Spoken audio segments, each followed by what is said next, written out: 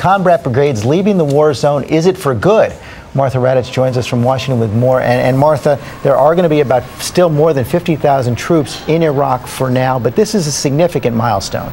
A really significant milestone, George. It's truly historic watching those Stryker vehicles leave Iraq, drive out of Iraq into Kuwait. The troops that remain, the 50,000 troops, and there are actually 56,000 right now. There are still some combat support troops, but those 50,000 will now be in an advise and assist role to the Iraqi army. They will go with them in combat if they have to, but this is really truly up to the Iraqis. They are turning it over to the Iraqis. The 50,000 troops who remain will consider training. They will do all sorts of medical evacuations. The Iraqis certainly need help, but again, George, really a historic milestone watching these Stryker vehicles leave. That's right, Martha. But the combat brigades leaving Iraq are not necessarily coming home. Many to Afghanistan?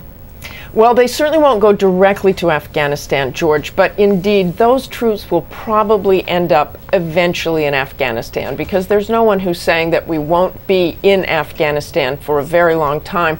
As you know, President Obama has talked about an initial drawdown next July, but that will likely not be very many troops, and many people are talking about a very long-term engagement in Afghanistan. Of course, there's a review coming up in December. They'll talk more about that, but for now, some of these troops probably will end up in Afghanistan. And quickly, the remaining 50,000 troops are supposed to come home from Iraq next year, but there's some talk that if the Iraqis say we need some to stay, they might have to.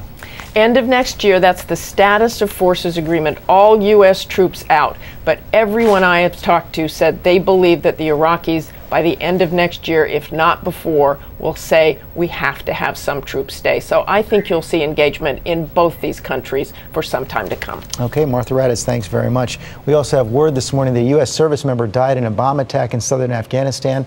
At least 17 troops have been killed in Afghanistan in August. 2 servicemen have lost their lives in Iraq this month.